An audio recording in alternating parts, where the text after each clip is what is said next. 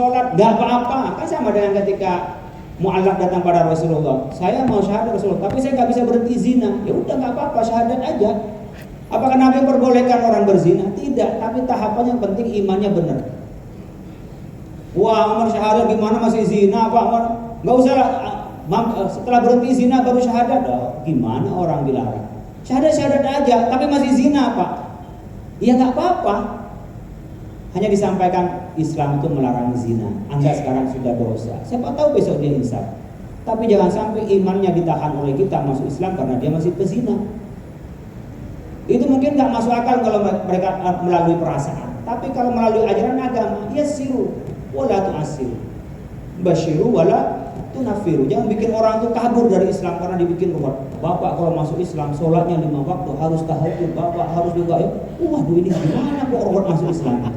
Nggak jadi dia masuk Islam. Nah, lanjut. Nah, kita ingin di sini ummatan wasato. Wa kadzalika ja'alakum ummatan wasato, al-adlu al-khairu. Jadi tidak tafrid dan ifrat. Jadi ummatannya ya, bukan Islamnya. Wa kadzalika ja'alakum ummatan wasato, bukan Islaman wasato, bukan umatnya. Maka kita yang kadang-kadang orang ada yang tekstual, ada yang kontekstual. Kayak hadis Bani Quraidah yang ketika Nabi ngutus ke kaum Bani Quraidah itu, "Fala yusalliyanna ahadun illa fi Bani Quraidah." Kamu pergi ke sana, jangan sholat asar kecuali kampung Quraidah. Ada yang sahabat itu tekstual. Kata Nabi nggak boleh sholat kecuali kampung Quraidah. Maka meskipun sampai maghrib di perjalanan nggak sholat kecuali sampai kampung Quraidah. Sholat asarnya isya kampung Quraidah. Karena apa? Tekstual. Ada yang kontekstual, kata Nabi suruh sholat asar kampung Quraidah biar jalannya cepat-cepat. Di sana sebelum maghrib sudah asar. Jadi kalau di perjalanan asar Pak, ya sholat asar di perjalanan. Afdhalus sholati fi awwali waqtiha. Karena ada hadis lain. Dimulai dulu ya begitu polanya ada orang yang memahami teks agama itu tekstual, ada yang kontekstual. Tapi keduanya ketika diadukan pada Nabi apa walam yu'anif ahadam minhum, enggak ada yang disalahkan oleh Nabi. Tapi apa kata Hasyim Asy'ari? Ya dulu ala sihhatil amal bima fuhima syai'lam yakun anhu. Boleh kita ini melaksanakan dari agama kita, syariat kita sebatas kemampuan kita memahami. Tapi syaratnya illam yakun an hawa, asalkan bukan kita asal-asalan. Bukan hawa nafsunya, pendapatnya bukan karena yang lebih nyaman. Tapi memang pemahaman di situ pendapatnya bukan karena ada pendapatan. Nah, ini yang beda pendapat tergantung pendapatan. Nah, kita umatan wasato menyeimbangkan tadi seperti mana yang sawabis, mana yang mutaghayyirat, mana yang ibadah, mana yang muamalah. Itu kita bisa beda. Mana yang akidah, yang usul, mana yang furu. Kita harus mampu membedakan itu. Oke, lanjut. Nah, kita ingin meninggalkan ini. Distorsi itu tafsir. Ini kelompok kiri biasanya. Yang ifrat ini adalah kelompok kanan biasanya, yang berlebihan. Kita ingin wasata di tengah. Kapan kita ngambil secara tekstual, kapan kita mengambil secara kontekstual, kapan kita ngambil secara substansial. Enggak semuanya substansial dan juga tidak selamanya tekstual. Kapan yang bisa begini Pak? Ya orang alim yang begini namanya mujtahid. Makanya kita ngambil referensi pendapat ulama. Sekarang kan enggak. Yang diambil pendapatnya Profesor Dr. Ki Haji Google MSI. Nggak tahu asal usulnya, pokoknya nyari di Google begini Pak, dianggap sebuah kebenaran, padahal nggak dicek siapa yang nulis, kondisi seperti apa, cara pahamnya seperti apa. Nah, kita butuh ada guru, laulal isnad laqala man syaa ma syaa. Kalau nggak ada transmisi guru, nggak ada mata rantai guru, orang bisa ngomong apa saja dan bisa ngomong apa saja dan siapa saja.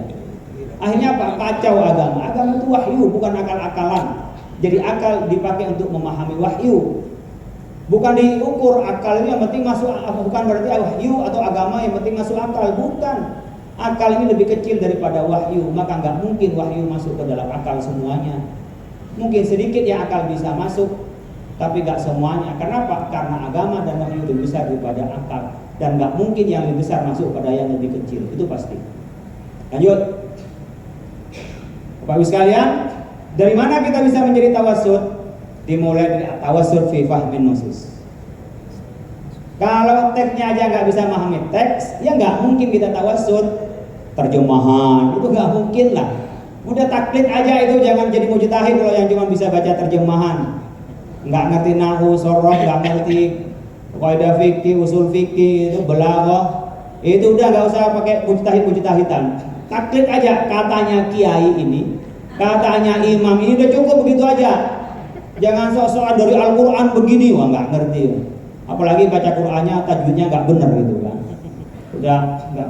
Nah, dari Pak Nusuk yang benar, kita harus ada manhajian, ada metodologinya yang benar. Usul fikihnya, belaghahnya harus benar ini. Kemudian kita baru kapan tatawur, dinamis ya. Lalu kita bisa di sini ada toleransinya. Baru di sini ada tawassutnya. Kalau nggak bisa paham teks, nggak mungkin kita bisa tawassut. Nggak mungkin. Karena nggak bisa terjemahan itu mewakili dari pelajaran Islam itu nggak mungkin. Jadi kalau nggak bisa akses bahasa Arab, saya punya keyakinan seyakin-yakinnya tidak akan bisa tawassut. Kecuali dia taklid kepada orang yang tawassut. Oke, lanjut. Ini kriteria tawassut itu.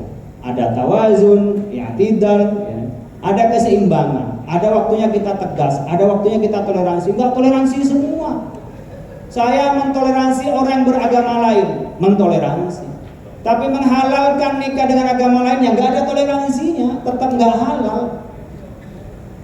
Tapi kalau orang beragama lain apakah dilarang, Pak? Enggak. LGBT, saya mentoleransi untuk orang yang kena LGBT, tapi perilaku mengkampanyekan tidak. Artinya apa?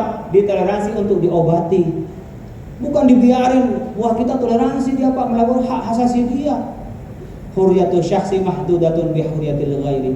Kebebasan seorang dibatasi dengan kebebasan orang lain. Nah, ada tasamu, kapan musawah kita egaliter, kapan kita syura. Ini ada islahiyah, ada tahadduriyah, ada tatawuriyah, ada dinamis. Ini ciri-ciri dari wasatiyatul Islam 10 yang dirumuskan oleh MUI pada acara musyawarah nasional yang kelima di Surabaya tahun 2015 lalu. Ini yang dirumuskan oleh kita. Untuk apa itu wasatiyah? Ini 10 ciri. Tawassut, tawazun, i'tidal, tasamuh, musawah, syura, islahiyah, ya, aulawiyah, tatawuriyah, kemudian ada tahadduriyah. Kita berperadaban manusia itu. Dari 10 ini akan muncul diri kita, nilai kita ada yang berperadaban. Oke, slide berikutnya. Ini terakhir Bapak Ibu sekalian, saya ingin menyampaikan posisi kita ini tentara untuk menjaga negara kita. Wa ma kana al-mu'minu yafiru kafa falaula nafara min kulli firqatin minhum ta'ifatun liyatafaqahu fid din wa liyunziru qaumahum idza raja'u la'allahum yahtadun. Disebutkan di sini wa difa'anil watani wajibun muqaddasun fa innal watana yahtaju ila man yunadir anhu bisayfi wa ila man yunadir anhu bil hujjati wal burhani. Ada yang membela negara dengan alutsistanya seperti tentara, itu membela kedaulatan negara. Kalau kita ulama, ustadz, itu membela negara dengan argumentasi dan narasi kita. Maka ketika perang dulu kata Allah, jangan semua berangkat ke medan perang. Kenapa? Harus ada di antara mereka yang ngaji, yang ahli agama, karena nanti menjalankan roda kepemerintahan menggunakan nilai-nilai itu. Kalau nggak ada kiainya siapa yang bisa? Makanya di kita ketuhanan yang Maha Esa, Pancasila itu adalah bagaimana nilai-nilai keagamaan itu masuk dalam negara kita. Oleh karena itu kita, Bapak Ibu sekalian, dua elemen menjaga kedaulatan tentara, menjaga kedaulatan adalah ustadz atau ulama yang ada di kita. Nah, tugas kita hari ini adalah bagian dari latihan. Kalau nanti ada proxy war, bos berpikir kita bisa bela dari bagaimana mencintai tanah air.